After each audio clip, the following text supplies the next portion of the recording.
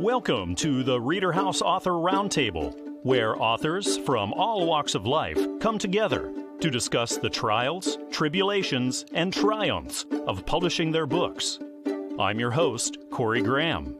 Join us here every Friday night at 8 p.m. or listen anytime via podcast at Spotify, Apple Podcasts, Stitcher, TuneIn, and PodServe, to name just a few. The Author Roundtable is sponsored by ReaderHouse Online Bookstore, where the independent new authors come first. Sitting right here with me now at the ReaderHouse Author Roundtable is author B.J. Hawkins. B.J., welcome to the show. Thanks so much for being here. Thank you. B.J., you have a new book out titled When He Invited Me, a book of poems. Can you tell me what readers are going to find here? Well, hopefully they will find answers to life, real life. They'll find hope and peace. Not the peace man gives, really. It's the peace God gives. It's a deep, deep peace. And I hope that will be uplifting for the reader. B.J., what sorts of readers did you have in mind for it? Anyone looking for those needs, or someone just interested in, different areas of my life that God has moved in. That's basically the writing that is in the book. I never thought that I was going to put my poems in a book. It's the way that the Holy Spirit is present, and He leads me to my writing table, and I wrote through the years. And these are just some of the poems that I have written through different valleys and tests I've been through, and mishaps and, agony at times. But there's always victory. B.J., how did this come about? Where'd you get the idea to start on this? I've been invited to different Bible studies and to different churches. God has been very amazing and very real in my life. And there are like miracles, real miracles. And so I've been invited to different places to share those testimonies. And then at different Bible studies, the study would involve one of my poems and I would read it. And people were asking me for my poems. And my husband said to me, "Why are you sending them out one at a time to different people? Put them in a book." It took me a while. I had no idea of putting there, but it was a good thing because they've already been a blessing to the people that have received them. And so, I kind of smile. I call it a God move. He interrupts our life. We have plans and He surprises us. So is this your first published work then? Yes, it is. Yes, it is. Congratulations. So it took you a while to write it. So once you hooked up with your publisher, was this a long journey then with them as well? Well, about 18 months. Like I said, the writing that went into the book and the song, just one of the songs I wrote is in it. That material was in existence. It took about 18 months with the help of many professionals to put the book together. I did the designing of the cover and on the inside and stuff, but it takes a team to do this. So once you started working with Covenant, what would you say was the most challenging part about that publishing process for you? Just organizing and just trying to be, I've never done it before, so for myself as well as my husband, we've never done anything like this. And so it was a great, actually very healthy learning experience to do something like this. It is a process, and it was very interesting and challenging, and at the end, very rewarding. So what would you say is the most rewarding part about this all for you? Well, because now that I realize, the reality that it's out and people have received it and told me things about it, and I don't have time to share that with this because it would probably take up too much time. But it's helped people, and that's my whole focus with anything I do, is if I can help people or encourage people, that satisfies me. And then that day finally comes. It's a real thing. Your first copy is in your hands, B.J. What was that moment like for you? Tell you the truth, I had a smile on my face, and I kind of chuckled, and then I went, "God, you are so full of surprises." That's the truth. I just looked at it, and I went, wow, because I really never knew that was going to be the intent. So for all the aspiring authors who are listening to us right now, B.J., do you have some advice maybe that you could throw out there for them? Well, I don't feel wise enough to give advice. But the only one thing I would say is if a person has a deep desire within themselves to write and keep writing. Well, what a wonderful book. I think a lot of readers are going to be inspired by this. Again, it's titled When He Invited Me, a book of poems. It's written by B.J. Hawkins and published by Covenant Books. So head over to Amazon or Barnes & Noble or iTunes or traditional brick-and-mortar stores and you'll be able to pick this up. Well, B.J., thank you again for coming on the show. It was really nice to talk with you. Thank you. My pleasure. Author Lauren Outlaw has written a new book titled The Adventures of Tucker and Mia, Finding My Family. And we're going to talk all about it right now here at the ReaderHouse Author Roundtable. The author, Lauren, is here with me. Lauren, welcome. Thank you for joining me. Thank you for having me. Lauren, can you tell me all about what you've written in The Adventures of Tucker and Mia? So it's about our dogs, Tucker and Mia, and it's from Tucker's perspective. And he is basically just telling the story about how he found his forever home. Lauren, what kinds of readers did you think this would connect with the most? I would say the younger children, probably baby to maybe between like the range of 10 and 12. So how did this come about, Lauren? What inspired you to write this? It was kind of just a wake up one morning and I told my husband, I said, I think I want to try to write a children's book about Tucker and Mia. We just fell in love with them from the time that we got them, and I really just felt like their story of how we ended up with both of them was just really unique, and I just wanted to tell it. So is this your first time doing something like this, or do you have experience in it? No, I have no experience. This was my first time. So once you got started on it, was this a long journey overall for you, Lauren? The writing, publishing, everything? Altogether, writing it didn't take very long. The publishing, altogether, writing and publishing was about 2 years. But most of that was, I had a particular vision for my illustrations, and I wasn't real good at explaining, so I kept sending the illustrations back. And thankfully, my publishing company was very patient with me. And then once we finally got it done, and they did an amazing job on it. And so once you started working with your publisher, Newman Springs, would you say then that the illustrations was the most challenging part about that publishing process, or were there other challenges as well? No, I would say probably just the illustrations, and it was more like my own personal issues on just being my first book and not really knowing exactly like how to explain and writing on exactly how I wanted the characters to look. And I didn't know as far as colors and different things on outfits, on what I wanted them to wear, things like that. So I think it was just a miscommunication type issue. So then I would get it and I'd be like, no, I don't really like that. And I would send it back. As far as I would say, yeah, that was the most challenging was my illustrations. And now you're officially a published author. What would you say is the most rewarding aspect of this all for you? I guess the success part of it, because there for a while, it felt like it was never going to happen. And then whenever it finally did, I felt like I accomplished something. I think that was probably just the best aspect. The best feeling about it was just feeling accomplished. So looking ahead, do you see yourself writing and publishing more, do you think? I do. So whenever I started writing this one, the way I ended it, the reason it's titled The Adventures of Tucker and Mia is because the way I ended it, I want to make it a series. So I'm actually currently getting ideas together for book number 2, and I hope to keep it going. So we have a lot of authors listening to us, and they're just starting out as well. Lauren, do you have maybe some advice that you could toss out there for them? I would just say to stick with it and write the book. Don't get discouraged, even if it feels like it's taken a while. To just hang in there and do it because it's worth it in the end. Well, something that hits so many of us authors is writer's block. It can be so frustrating. Lauren, did you have to deal with things like that? Yes. So whenever I first started, whenever I had told my husband I wanted to try to do it, when I first originally sat down, I wrote down some ideas and I just felt like nothing would flow. And it probably took me about 2 to 3 months to really find something that I felt like started to flow as a book. But once that writer's block got past me, it didn't take long at all.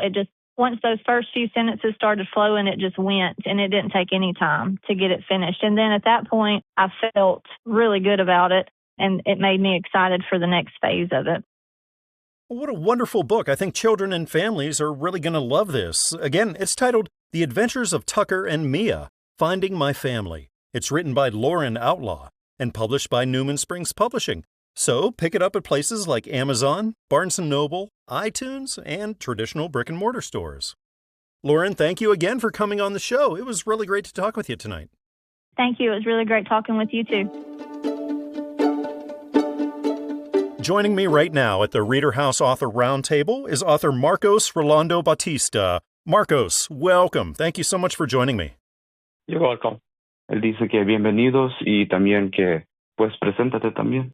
Vos tenés que decirle, yo soy Marcos. So he's saying, good afternoon. Thank you for the opportunity you are giving me. My name is Marcos Rolando Bautista, and I am his interpreter. I studied in the field of electronics and telecommunications, and I also studied fine arts and architecture. Before all this, I was already a writer. This book will change you, so therefore embark on it, because it belongs to you, the readers to whom it is dedicated. And of course, the name of the book is Julian Ikimbu. So can you tell me what the book is all about? So, right, the book is titled Julian and Kimbu. It was around midnight in 1940. Two boys, Julian, who came from a high-class family, and Kimbu, who was born beneath the cacao trees. Kimbu was a slave, a descendant of African parents.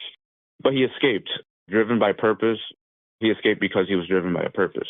So before fleeing, both Julian and Kimbu made a promise to each other, like brothers, bound by a great love that united them. Julian died before his time, but that didn't stop Kimbu. He reached Felton, Delaware, and fulfilled their promise.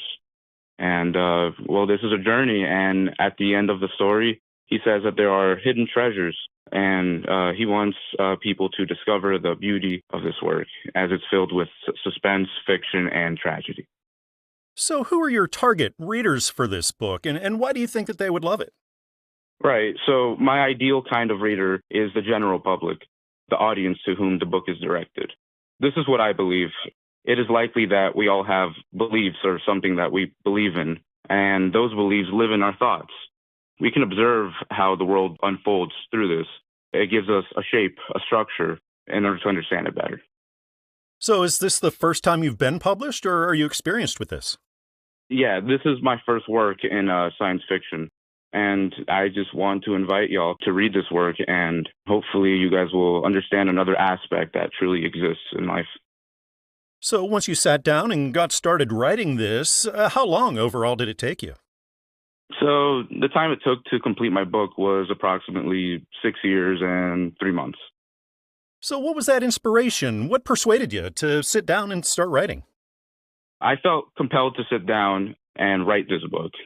Something just compelled me to bring light to what had been kept in the dark, unknown to many. I met a man named Sylvester Kigongo, an Afro-descendant. He told me about the dark side of his grandfather, and his grandfather had a son named Kimbu. And it's an impactful and an unimaginable story. So when it comes to your own life and what you've experienced, Marcos, how has that played into how you've written this book? As far as I'm concerned, my experiences, no. Rather, I've been able to see through the nature or perspective through the world, time, and, its behaviors. History has allowed me to see from different perspectives and to know more. This has led me to have more empathy, awareness, love, and understanding towards humanity. It's got to be a great moment whenever the first copy comes in, Marcos, and you're holding this in your hands for the first time. What was that moment like for you? It's something incredible. You feel overwhelmed, full of emotion and gratitude to God for, giving me the wisdom to write this book. I was able to savor it for years as I worked on it. It was a long process to finish it. And the publication aspect brings another sensation, one of pure reality, if that makes any sense. Seeing the dream materialize, something that was once mine and now belongs to an audience of readers, is a surreal feeling. In other words, it now belongs to others.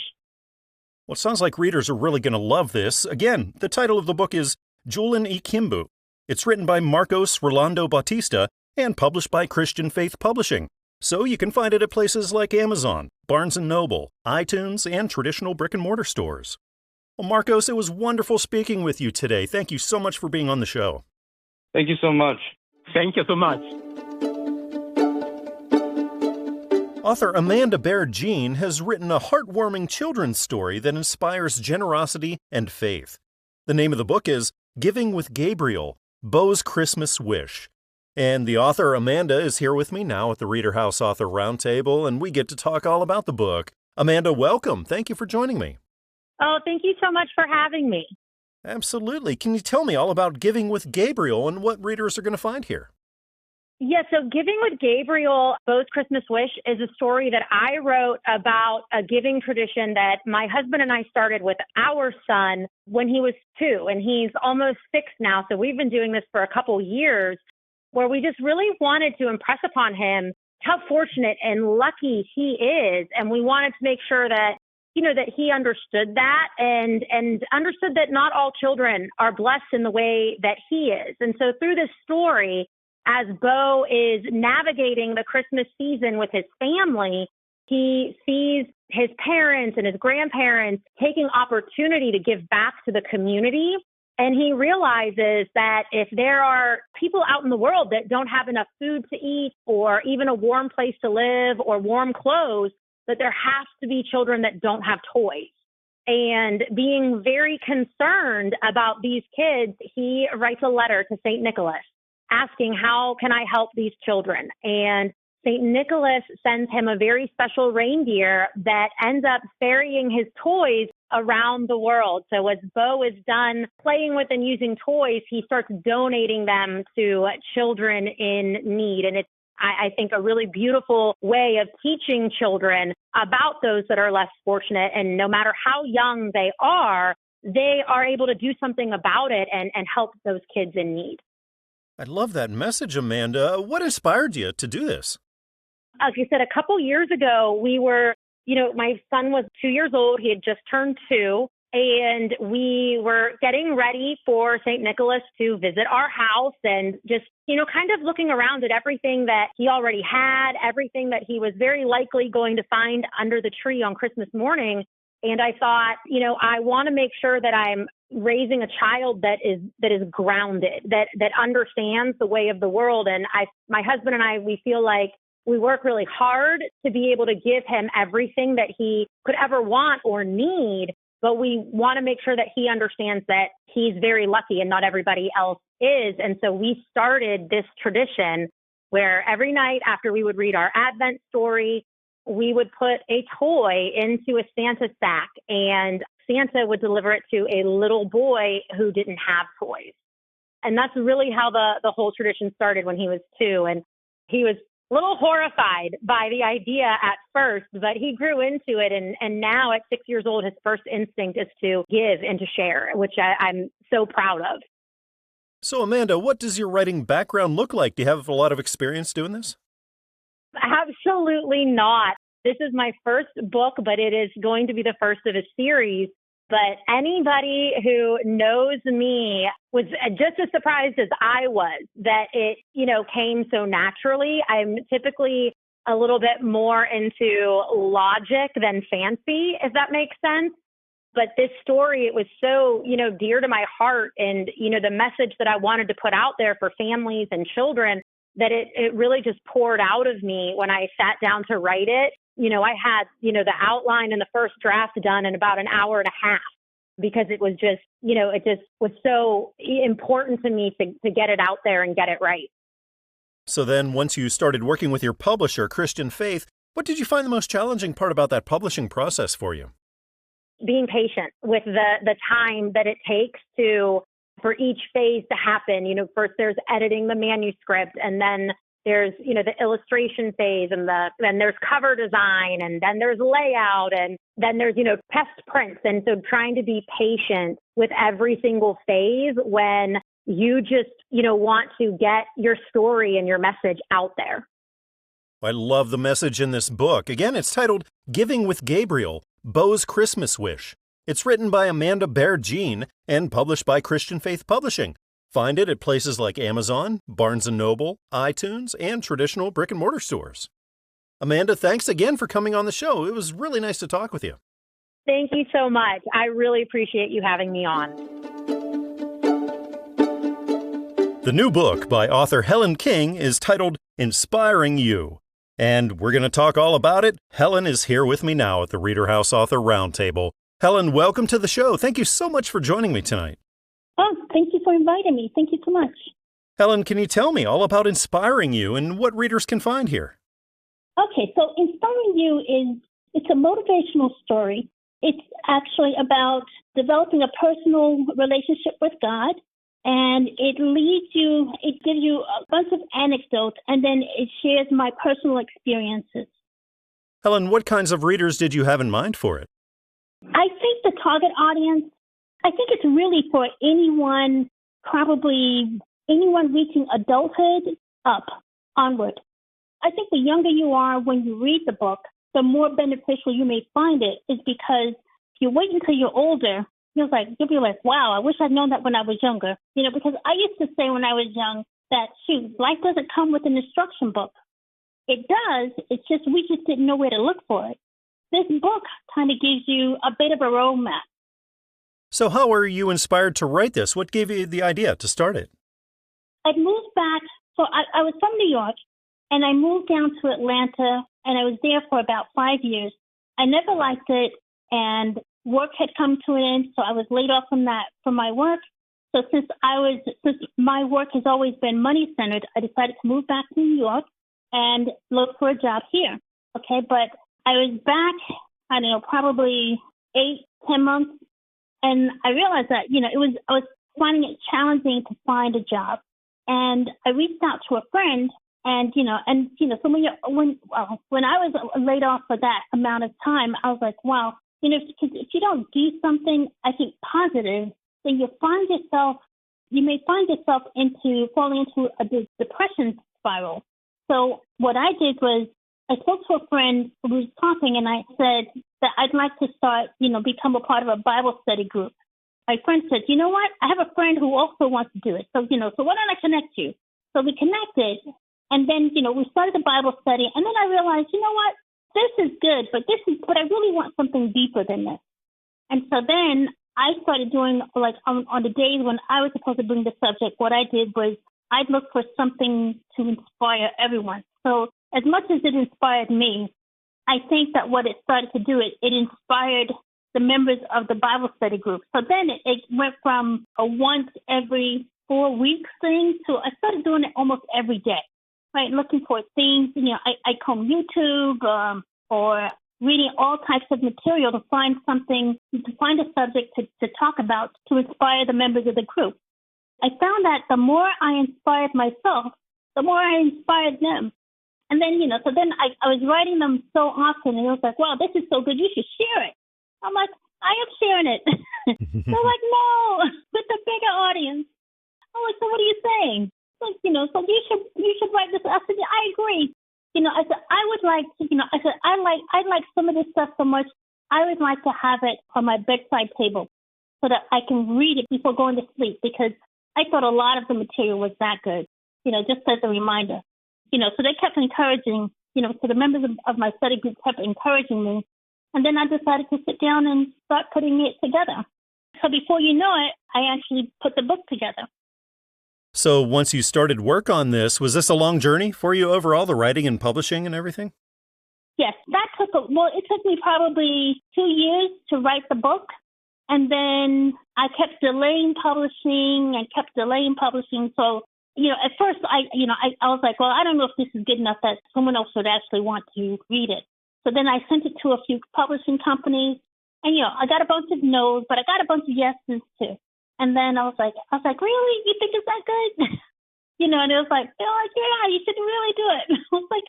I said, do you really think that you have a market that this would sell? And they encouraged me. Yes, we think it'll sell. Then I actually went with the publisher. I chose a publisher, and I decided to publish the book. I think a lot of readers are going to love this book. Again, it's titled Inspiring You. It's written by Helen King, and it's published by Covenant Books. So find it at places like Amazon, Barnes & Noble, iTunes, and traditional brick-and-mortar stores. Helen, thank you again for coming on the show. It was really great to chat with you tonight. Thank you. It was a pleasure. Author Benjie Nall has written a faith-based devotional designed to refocus hearts on the true meaning of the holiday season. The book is titled 26 Days of Christmas. Benjie is here with me now at the ReaderHouse Author Roundtable, and we get to talk all about the book. Benjie, welcome. Thank you for joining me. Well, thank you for having me. I appreciate it. Benjie, can you tell me what you've written about in 26 Days of Christmas? In a brief description, I used the alphabet, A to Z, to tell the story, the biblical story of the birth of Jesus, to try to make it kind of a different take on the birth of Jesus. And so I thought that was kind of an interesting way to do it. Benjie, what kinds of readers do you think would be most into 26 Days of Christmas? Well, I think just about anybody who is interested in the biblical narrative would be. You know, it's not a real deep theological book. Teenagers own up to be able to read it. It's something that you could even share with younger kids. You know, parents could read the story and then maybe interpret it for them, so it would appeal to a broad range of people.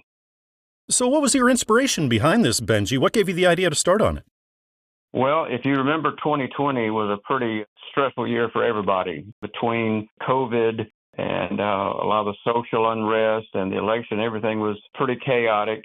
And I found myself getting caught up in all the comments and postings on social media. And I finally realized there was really nothing positive coming out of that. So as the holidays were approaching, I thought, okay, if I'm going to do something, maybe I need to do something that's positive. And I had no idea what that would be, but the holidays were coming. And I always think about when you get close to Thanksgiving, 25 days of Christmas. You know, there's nonstop Christmas movies beginning on December the 1st. And somehow I had the idea, well, what about 26 days of Christmas using the alphabet? I mulled it over, and I thought, nobody will, that won't work. Nobody will pay attention to it. And then I thought, well, maybe they would, and I kept going back and forth until finally I decided, well, I'm just going to take the leap and try to make it happen. Have you ever done anything like this before, or is this something kind of new for you? No. In fact, when I posted it, it was initially just a Facebook post in the fall of 2020. That's all I was doing. And someone suggested, hey, you need to write a book. And I said, no, I don't. I don't know anything about writing a book. I've never written a book, never had a desire to write a book. But over the years, as I did it for 2 or 3 years in a row. And when I began to see the comments that people were making about it and how it was affecting them and how they were enjoying it, I thought, well, maybe this would be something that would be useful, that people could get something out of it from several different ways. So I decided to take the chance. So once you got started on it, was this a long process overall for you, the writing of it and the publishing and everything? The publishing was. Now, the writing, the initial part of it, it just really took 26 days. I wouldn't recommend doing it the way I did it because, when I started it, I didn't even have all the letters worked out. I wrote it. I would get up in the morning and write it and post it. And as soon as I posted one, then I'd spend the rest of that day trying to prepare for the next day. So that part of it went rather quickly, the initial part of it. What took a good while was then getting a completed manuscript. I expanded each day a little bit for book form. And then, of course, going back and forth and having it proofread and all of that took a while. It was all new to me. Like I said, I had never had any experience writing or publishing a book. So this was all, pretty new to me. So looking down the road, Benjie, do you see yourself maybe writing, publishing more? I have another manuscript ready to go. It's a follow-up that I also posted on Facebook. The same thing was called 26 Days of Easter. And it's the same format, A through Z, using the alphabet to talk about the death, burial, and resurrection of Jesus. Well, again, this book is titled 26 Days of Christmas. It's written by Benjie Nall and published by Christian Faith Publishing. So find it at places like Amazon or Barnes & Noble or iTunes or traditional brick-and-mortar stores. Benjie, thank you again for coming on the show and telling me all about 26 Days of Christmas. I really appreciate it. Well, thank you, Corey. I appreciate the time. Thank you. Author Beth Haggard Frenzel has written a new memoir titled Lord, Write My Story.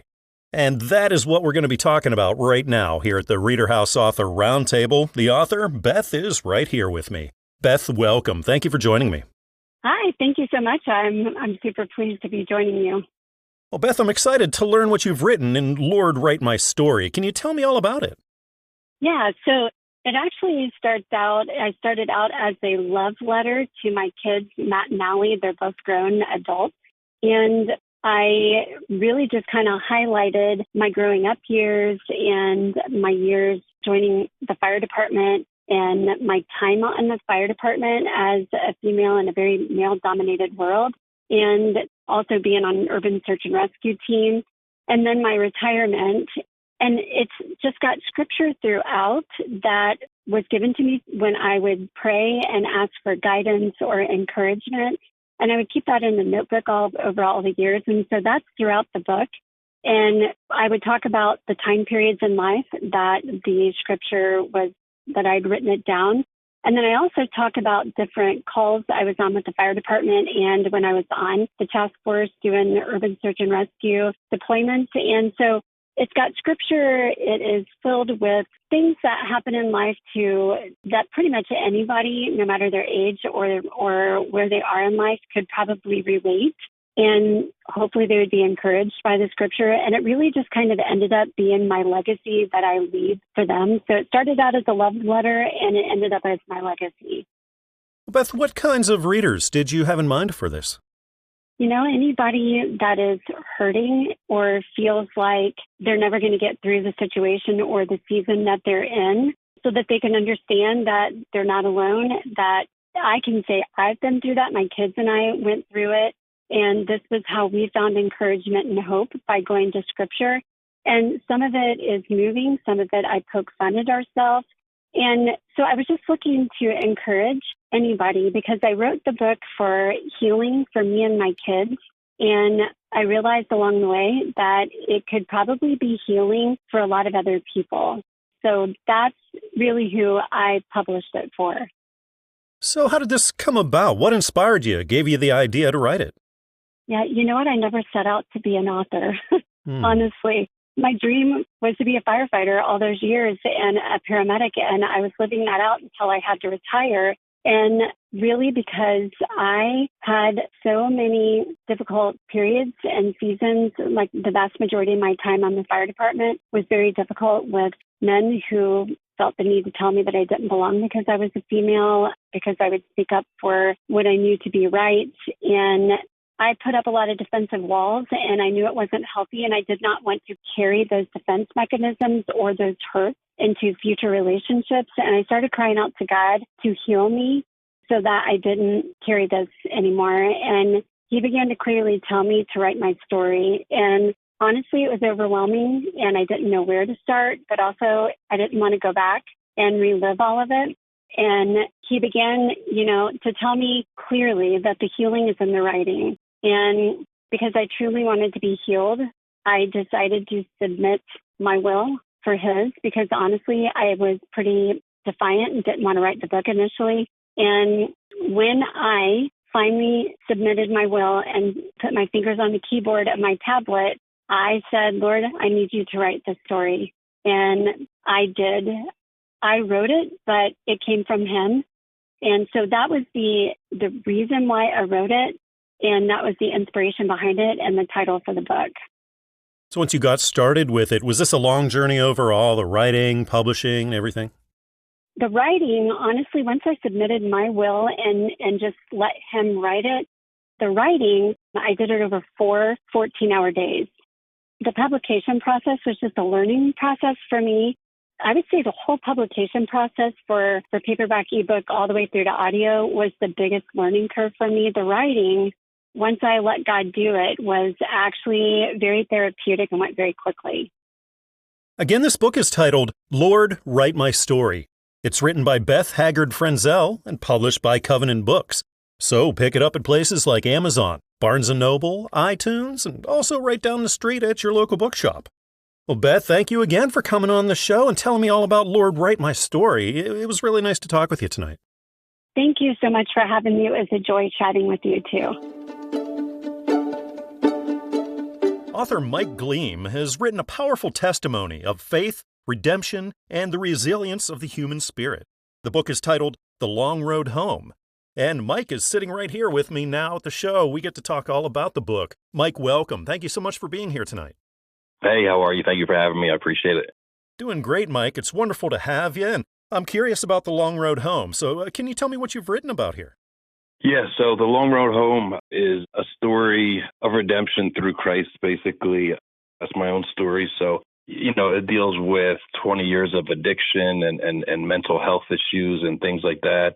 And really just, kind of overcoming those issues as well as just any life's challenges and barriers, but also to the extent that the substances and things like that took me to the depths that it took me to the point where, almost losing my life. And that's kind of where the book starts off, is in an ICU room in a hospital bed, of kind of where I woke up at a spiritual awakening and kind of changed the whole trajectory of my life. And that's kind of where it kicks off from there. Mike, would you say that those who are struggling with addiction, going through recovery, that they would be the best ones for this book? I would, not just though, I would say anybody that, and now, they say the 1 in 3 people are affected in some sort of way, whether it's directly or indirectly, which is more like half people, but more like 1 in 2 people now. There's so many people that are either dealing with themselves, have a family member, and that's who I wanted to keep in mind when I wrote that book also. It was not just somebody who was dealing with it or dealt with it, but also on the other side of it as well. Because now I have children, right? So now I'm on the other side of it also, being a parent, right? And seeing, my own children and hoping that they don't go down the same road. So I wanted to make sure to include that and keep that in mind. So, for parents to be more aware what to look out for as children and youth. And so I wanted to make sure there was those kind of things, and it's something to empower some people and also educate people as well on addiction from a science standpoint as well, just to give a full understanding. So it's really for anybody, and the story itself, it's just a feel-good story. I'm blessed to be alive. I'm trying to make the best of the opportunity that he gave me, that he's given me again. So when it comes to writing stuff like that, are you experienced in it, or is this kind of new for you? So I'll tell you what, I used to hate writing. I did. I really did. I hated writing.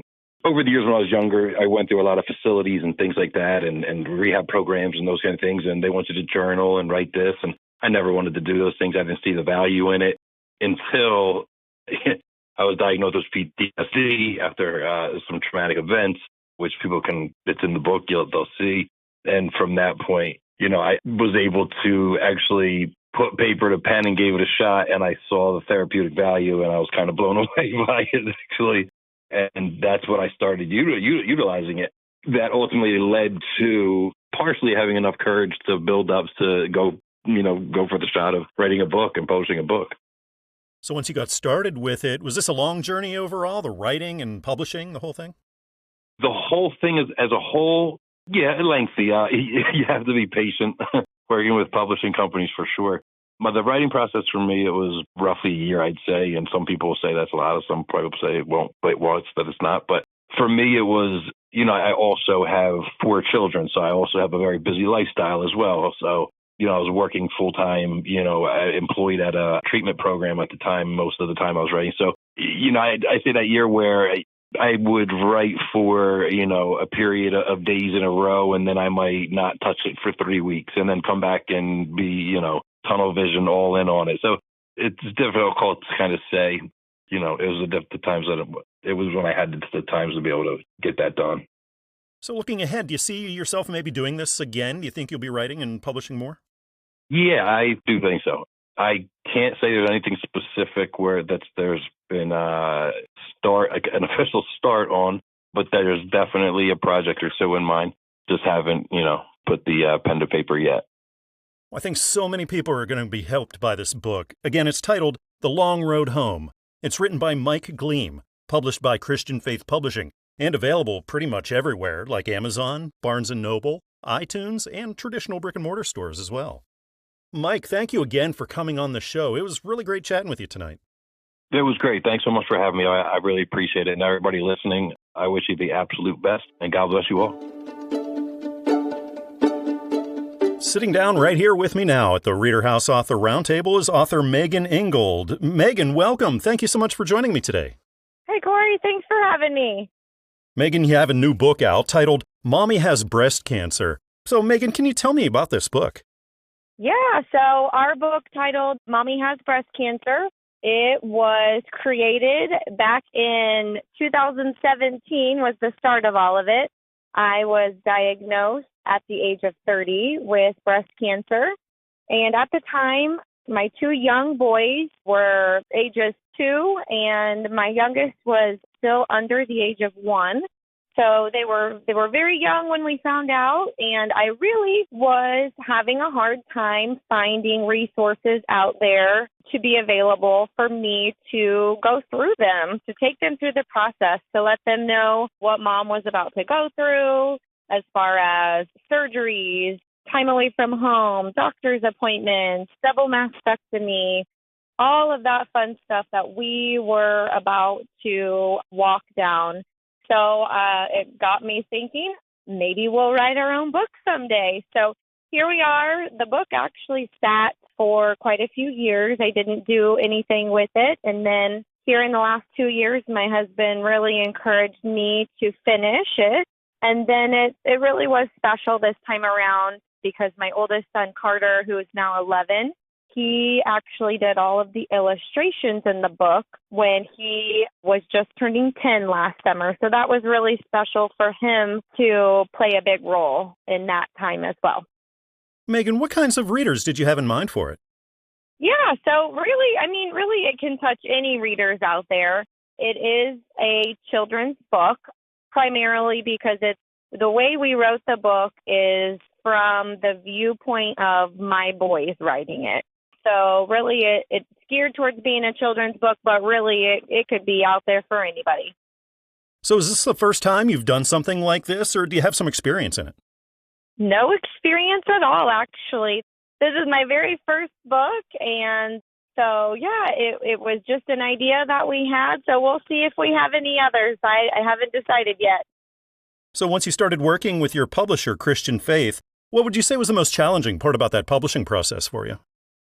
Probably the most challenging thing, I know it was hard. My son, like I said, he was 10 at the time, so he would get frustrated, of course, with himself doing some of the illustrations. So I think just really being patient with ourselves during that process and just knowing that once we did submit all of those illustrations to the publishing company, just really waiting patiently for all of those to come back on our end. And then once everything was approved, we were actually surprised. We were shocked that they approved it as quick as they did, and we were able to keep moving on. I could only imagine what you were thinking and what you were feeling whenever the first copy came in and you were holding Mommy Has Breast Cancer in your hands for the first time, Meagan. What was that moment like? So it was pretty cool. And I would say the best part of that was the reaction that I got from my boys.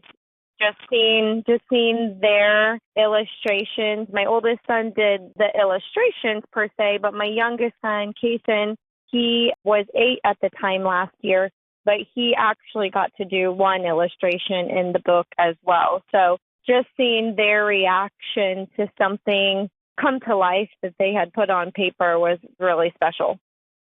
You know, I've spoken with a lot of authors here over the years, and I've noticed a lot of them also love to read. So, Meagan, would you call yourself an avid reader? Oh, yes. I love to read. I have 2 young boys. Of course, we are busy with sports, football, baseball. They think they want to do wrestling this year. So we're always going from one activity to another. But if mom ever has downtime, you better believe that I have a book in hand. I'm sitting at football practice while we speak, and I have a book right here beside me. What a wonderful book. Again, this is titled Mommy Has Breast Cancer. It's written by Meagan Ingold and published by Christian Faith Publishing.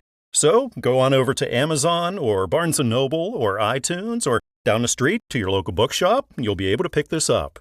Meagan, thank you so much for coming on the show and telling me about this book. It was really great talking with you. Thank you. Thanks for having me. The new book, it just came out, written by Wiley Livingston Jr., MD, sheds light on the amazing tapestry of God's human biology. It's titled Social, God's Human Biology. And the author Wiley is right here with me now at the ReaderHouse Author Roundtable, and we get to talk all about it. Wiley, welcome. Thank you so much for joining me. Thanks so much. I appreciate the call.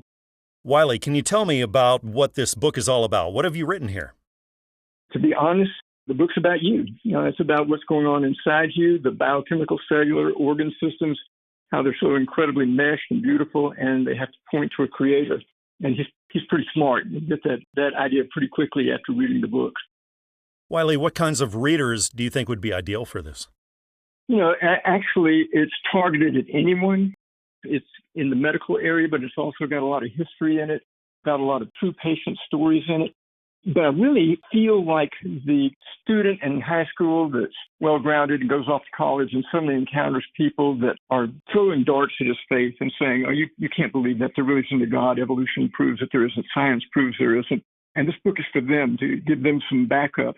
But it's also for agnostics, atheists, anybody. I love those people. It's for anyone who wants to pick it up and learn about your own biology and the incredible, amazing thing that it is. So how'd this come about? What was your inspiration to start on it? Well, I actually wrote a book on God's physics. The problem is I'm not a physicist, and maybe someday it'll get published. I put it in a shelf, in a drawer, but I've always loved physics, and I thought, I'm not a physicist, but I am a biologist. I do know my medicine. And so I decided then to write a book on biology and the afterlife. I thought that would be really interesting, and I very quickly realized that was a no-go.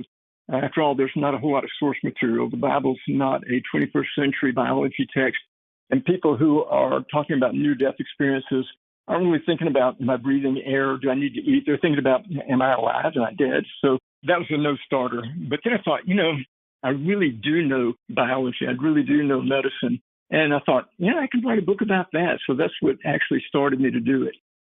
And so once you started this, I could imagine it was probably a pretty long journey, the writing process and publishing and everything. Not really. Like I said, I know the material. So it took about 6 months to complete. And then I didn't know what to do with it. I was going to just put it in a shelf also. And there was a physician at the church I go to. He was 90 years old. He'd written his own book, and we got to talking, and he gave me his book. So I gave him my manuscript, and he had been bugging me for months to go ahead and have it published. So I made a list of publishers, and I had no idea who to choose. It was kind of eeny, meeny, miny, mo. I just finally said, okay, let's do Covenant Books.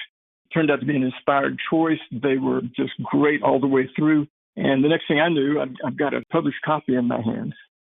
And I'm looking at the book right now, and the first thing that struck me about it is you have the golden spiral on the front. Can you tell me about that? Yeah, you know what that is. There is a chapter in there on the Fibonacci series and the golden spiral. And it's a very short chapter. It's called Equation. And it goes through exactly how that applies not only to art and to nature, but to the human body as well. I'm impressed that you picked up on that. So I could only imagine what was going through your head whenever it was finally a real thing. You got the first copy in and you're holding God's human biology in your hands. Wiley, what was that like for you? I think my kids were more excited than I was. I've got a couple of 30-year-old teenagers. They found the box, opened it up, and they were all excited. But if you ever saw the movie Back to the Future, at the very end, George McFly has his book published, and he opens it up and holds the copy in his own hand. I probably felt a little bit about that like George McFly did. So once you started working with your publisher, Covenant Books, Wiley, what did you find the most challenging part about that publishing end of things for you? They made it so easy and so smooth. I'm not sure there was anything that I would say was challenging. They just walked me right through it. If I had a stumbling block, they'd ask me a question and say, hey, look, I'm a rookie. I'm in the minor leagues here. You all are the experts. I'll go with what you say, and everything they did worked out beautifully. So I'm very humbled to have been part of what they actually wound up achieving. Well, what an interesting book. Again, it's titled Social, God's Human Biology. It's written by Wiley Livingston Jr., MD, and it's published by Covenant Books. So pick it up at places like Amazon, Barnes & Noble, iTunes, and traditional brick-and-mortar stores. Well, Wiley, thank you so much again for coming on the show. It was really great to talk with you. No, I so appreciate you calling. Thanks very much. And I appreciate all the people who are maybe going to pick this book up and read it. I hope you have a good time with it because I had a lot of fun writing it. We hope you enjoyed this edition of the ReaderHouse Author Roundtable, where authors from all walks of life come together to discuss the trials, tribulations, and triumphs of publishing their books. We hope to see you back here every Friday night at 8 p.m. or listen anytime via podcast at Spotify, Apple Podcasts, Stitcher, TuneIn, and PodServe, to name just a few. The Author Roundtable is sponsored by ReaderHouse Online Bookstore, where independent new authors come first.